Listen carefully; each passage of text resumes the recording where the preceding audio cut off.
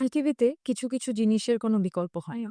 এই যেমন ধরুন, আপনি বেকার থাকাকালীন আপনার যে বন্ধুটি নিজের পকেটের সীমিত টাকার মধ্যে থেকেও আপনার শূন্য পকেটের অবস্থা বুঝে চায়ের বিলটা দিয়ে দিত।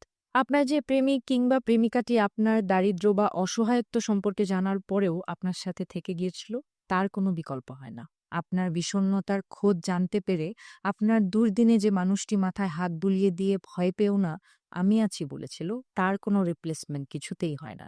একদিন আপনার অনেক কিছু হবে। অনেক বন্ধু-বান্ধব, আত্মীয়স্বজন আপনার সামনে পিছনে ঘোরাঘুরি করবে। আপনার কিছু লাগবে কিনা তা জানার জন্য এক পায়ে খাড়া হয়ে থাকবে অনেকেই। এরা আসলে আপনার আপন কেউ না। এরা আপনার সুসময়ের ঘ্রাণে কেনা কিছু মাঝিরি। তারাই আপনার কাছের মানুষ, যারা কোনো স্বার্থ ছাড়াই কখনো ছাদ হয়ে আপনার মাথার উপরে, কখনো বা মাটি হয়ে আপনার পায়ের নিচে থেকে আপনাকে সাপোর্ট দিচ্ছে।